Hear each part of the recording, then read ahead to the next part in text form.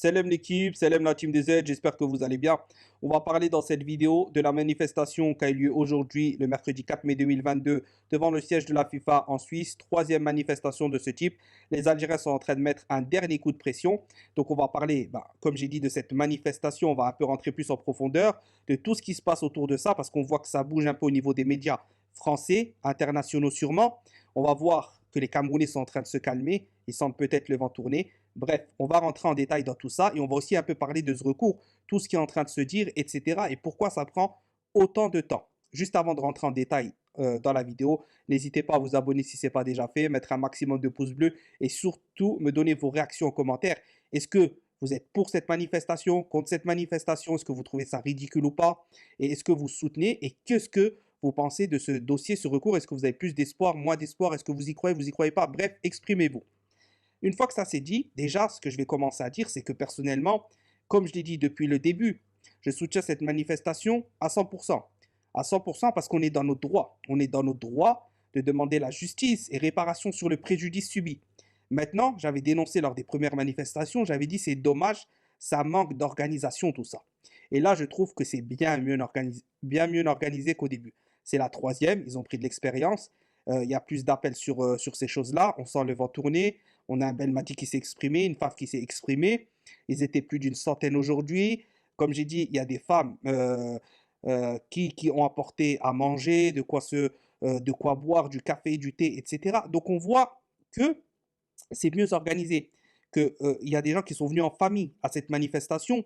Et donc on voit qu'il y a une solidarité qui est en train de se créer et que c'est pas du tout vu comme quelque chose de ridicule, etc. Alors qu'il y a beaucoup de gens qui sont en train de retourner leur veste, qui au début trouvaient ça totalement ridicule, et vu qu'ils sentent un peu le vent tourner, sont en train d'applaudir tout ça, etc. Bref, une fois que ça c'est dit, qu'on a parlé du principal, on va rentrer dans ce dossier qui est en train de tarder. Attendez, on va avoir la réponse le 4, le 5. Maintenant, on nous parle d'une réponse entre le 15 et 30 mai. Alors attention, prudence à ce que je vais dire. Ceci, c'est que des bruits de couloir, ce qui est en train de se dire, ce qui est en train de sortir, etc., etc. Il ne faut pas croire à 100%, mais moi je vous donne ce qui se dit. Après, est-ce que c'est vrai ou pas? On verra bien. Ce qui se dit, c'est que le dossier déjà est très très costaud. Et très très costaud, c'est pas un dossier de rigolo. C'est pour ça que ça prend autant de temps, parce que sinon ça aurait été plié depuis bien longtemps. Maintenant, ce qui se dit, c'est que déjà ce que Hafid Deraji a dit, qui s'est rétracté soi-disant, il s'est pas rétracté. Il a juste calmé le truc. Il a calmé le truc parce que peut-être on lui a dit attention, n'ébruite pas tout ça pour l'instant. Il y a des recherches qui sont en cours. Il faut pas que ça s'ébruite. Il faut pas laisser le Cameroun se préparer, etc. On va les prendre à leur propre jeu. Donc, ce qui s'avère, c'est qu'il y a bien de la corruption dans le dossier FIFA, prouvé en images et vidéos, comme Hafid Deraji l'a dit. Sur ça, apparemment, c'est avéré, ça ne changera pas. C'est fait, le dossier est en cours d'étude. Il y a les erreurs d'arbitrage, donc il y a bien la commission d'arbitre, la commission éthique, etc. Tout ça est saisi. Ce n'était pas des intox, seulement tout ne doit pas être ébruité et la FAF essaye de calmer les choses pour que ça reste quand même plus ou moins confidentiel. Apparemment, ce qui se dirait, comme j'ai dit, c'est pas du sûr, c'est que le dossier contient des choses qui devraient permettre à l'Algérie de soit rejouer le match, soit de se qualifier. On verra bien, j'ai dit rien n'est sûr, c'est ce qui se dit. Il n'y a pas de preuves, comme je vous rappelle, attention, tous ceux qui disent c'est sûr on va se qualifier, c'est sûr on va rejouer le match, ce sont des menteurs. Ce sont des menteurs parce qu'ils n'ont pas d'infos. Ils n'ont pas d'infos, ça reste des fake news, etc.